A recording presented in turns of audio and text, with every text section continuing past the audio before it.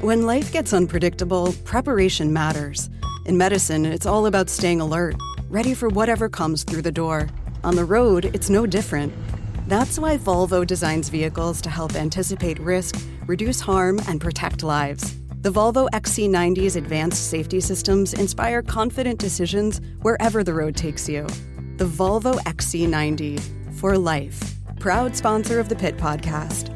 Learn more at volvocars.ca/safety.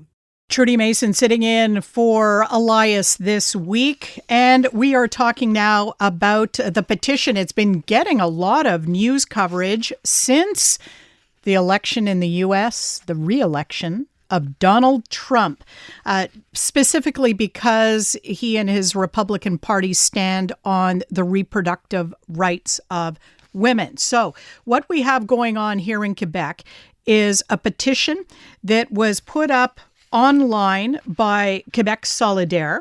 Ruba Gazal, the MNA, is behind this, calling on the provincial government to cover the costs of birth control methods, including birth control pills, IUDs, hormonal patches, condoms.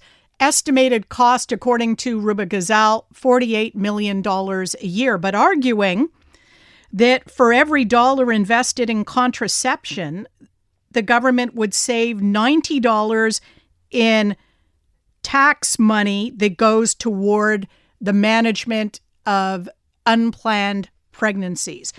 Why is this petition going viral now? Well, it's not just the Trump re-election. It's also the fact that an influencer here in Quebec put up a persuasive TikTok video on her TikTok account and informed a lot of people about it. It's had thousands of views so far, and the number of signatories of the petition has shot up since then. We welcome that influencer, Élisabeth Labelle. Welcome to CJD. Thank you for having me. I just have to correct you. I'm not an influencer, or I don't identify as one. When I posted that video, I actually had less than 1,000 followers on TikTok. So it really just went viral out of people feeling the need to take action after the election of Trump. It really took me by surprise. I think you can call yourself one now, judging from the reaction.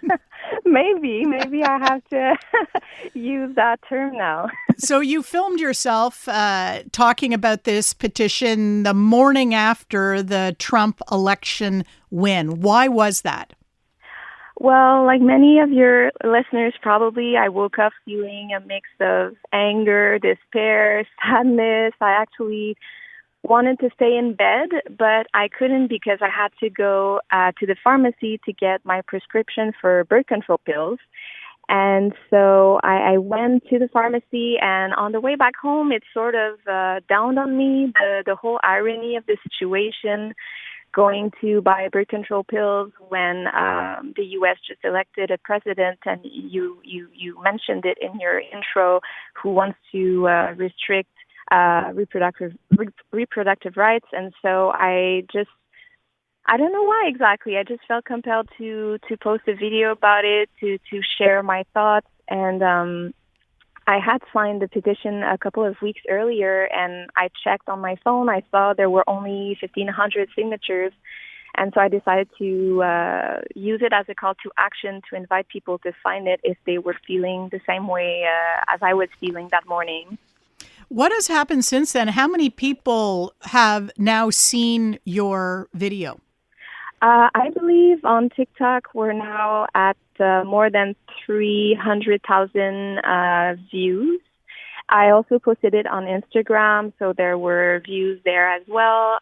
It got shared a lot, so I sort of lost control of that whole situation. So I'm not sure exactly how many people viewed it since Wednesday morning, but a lot of people certainly.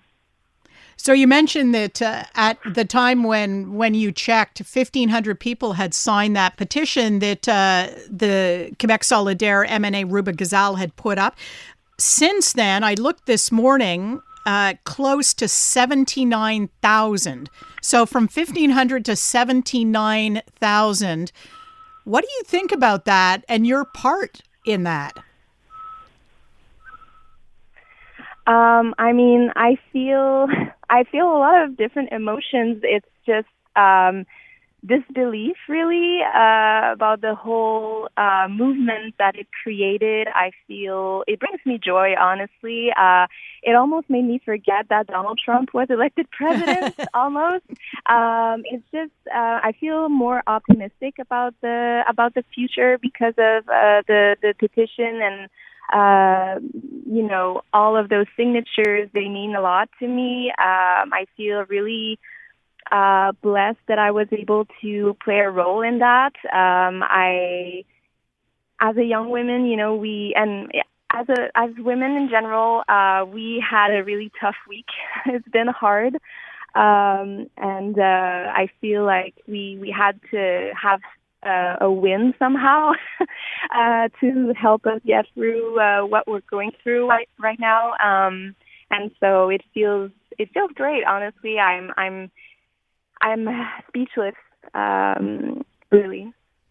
It's when this topic came up yesterday. I think it was yesterday on the show. We got some pushback from some texters who said our healthcare system is so strapped for money, we can't pay for everything. We can't afford the $48 million to cover birth control for people who may, in fact, be able to afford their own birth control. Would you favor a complete coverage by the province of all forms of birth control, or would you be open, for example, to just for people on low incomes, or having some type of an income test before you get the subsidy for your birth control? Well, according to the United Nations, access to contraception is a fundamental right. And in Quebec, we often, congratulate ourselves being at the forefront of equality between men and women. But in terms of contraception, we're behind. British Columbia and Manitoba are already offering free contraception.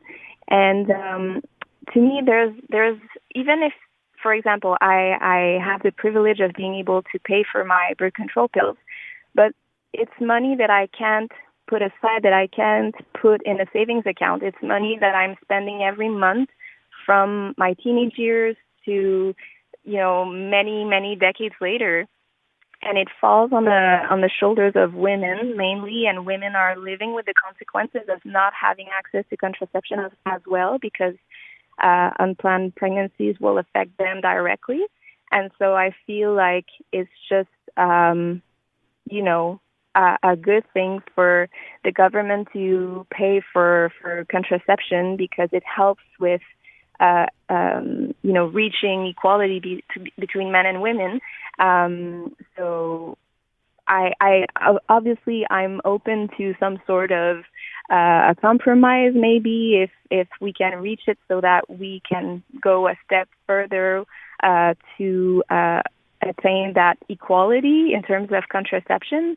Of course, I'm open to that, but to me, it should be free for anyone, any women, not in terms of how much money you make every year, because it's still inequality. Even if you earn a good salary, it's money that you can't spend on something else. And right now, people are facing rent increases. They have trouble paying for groceries.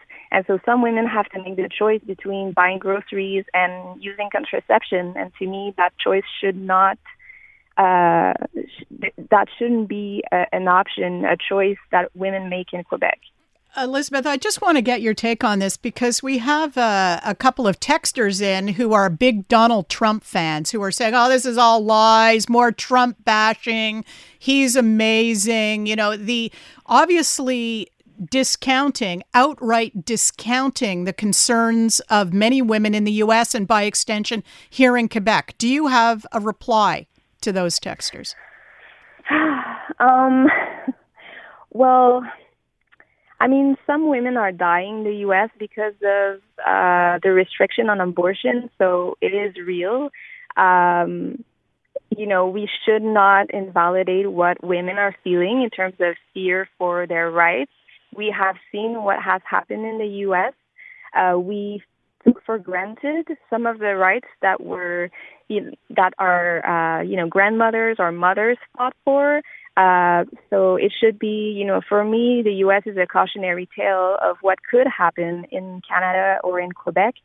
So, I don't know what else to say, honestly, to those people, to those men.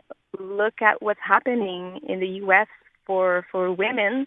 I feel like we have every right to be concerned and to be fearful of what's happening. And I don't want to react after the fact, after my rights have been removed. I want to be proactive and make sure that we protect them. I feel like the U.S. election has woken up a lot of young women like myself who didn't really have to fight for those rights.